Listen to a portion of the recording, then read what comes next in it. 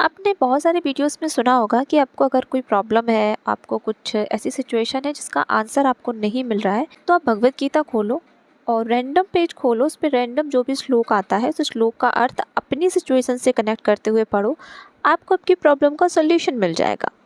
तो वैसे तो मैंने बहुत बार एक्सपेरिमेंट किया है और मैं जब भी श्लोक पढ़ती हूँ तो उससे कनेक्ट करके देखती हूँ तो मुझे चीज़ें समझ में आ जाती हैं। बट एक चीज़ है जो मैंने नोटिस की है, तो आज से 5-6 महीने पहले मैंने जब भगवत गीता सेम सिचुएशन के लिए ओपन की थी, तो मुझे एक श्लोक मिला था, मुझे उससे चीज़ें समझ में आई थी, तो फिर मैंने उस पर काम करना स्टार्ट किया था। और अभी फिर से मेरे माइंड में वही सारी चीज़ें आ रही थी, तो मैंने फिर से भगवत गीता खोली और मुझे फिर वही श्लोक दिखा। और इसके पहले जब मैं किसी और सिचुएशन के लिए भगवत गीता पढ़ रही थी तब श्लोक डिफरेंट थे। और अब जब मैं वीडियो बनाने के लिए भगवत गीता खोल के बैठी थी तो वो श्लोक ढूंढने में मुझे 10 मिनट लग गए। तो पहले मैं श्लोक बता देती हूँ। ये अध्याय 6 श्लोक 24 है और इसमें बोला गया है कि योग अभ्यास करने वाले को दृढ़ संकल्पित होना चाहिए और उसे चाहिए कि बिना विचलित हुए धैर्यपूर्वक अभ्यास करे। अंत में उसकी सफलता निश्चित है।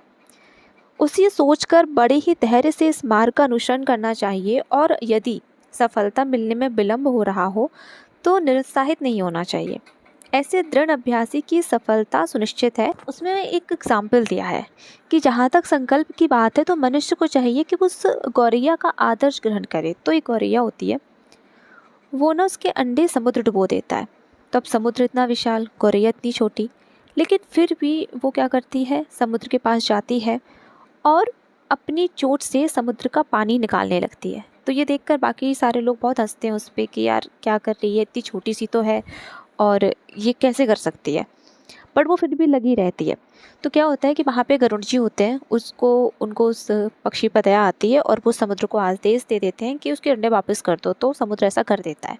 तो अब इससे सीखने वाली बात क्या थी, तो अब इसमें क्या बताया गया है, आप सिचुएशन से कनेक्ट करके देखेंगे तो भक्ति योग के बारे में हम अपनी सिचुएशन से कनेक्ट करके देखेंगे तो ये अत्यंत दुष्कर प्रतीत हो सकता है, किंतु जो कोई संकल्प के साथ नियमों का पालन करता है भगवान निश्चित रूप से उसकी सहायता करते हैं। क्योंकि जो अपनी सहायता आप करते हैं, मतलब जो खुद की हेल्प कर रहे हैं, खुद मेहनत कर रहे हैं, भगवान उनकी हेल्प ज़रूर करते हैं। हो सकता है कि थोड़ा टाइम लग जाए, बट डेफिनेटली आपको कहीं ना कहीं तो भगवान ऐसी जगह पहुँचाएंगे जिससे आप उनके लिए थैंकफुल रहोगे और हमेशा रहोगे। अब इसके लिए मैंने एक चीज़ और नोटिस की जो मेरे लाइफ से कनेक्टेड है, कि अभी तक मेरे लाइफ में ना 2 सिचुएशंस ऐसी थी जो बहुत बड़ी थी मेरे लिए।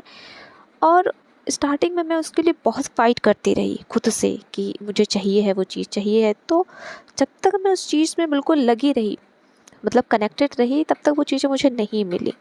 बट जब भी मैंने उस चीज़ को भगवान पे छोड़ा है ये बोल के कि अब आप ही संभालोगे, उन्होंने मुझे जो दिया है वो बेस्ट दिया है। मतलब जितना मैं सोच भी नहीं सकती थी और जितना मैं सोच रही थी उससे कहीं ज़्यादा दिया है। तो ये चीज़ मुझे तो उन पर बहुत ज़्यादा ट्रस्ट बढ़ाती है। और भगवत गीता एक ऐसी बुक है मेरे लिए जो मुझे हमेशा मेरी प्रॉब्लम का सॉल्यूशन देती है। आप भी इसको ज़रूर ट्राई करना।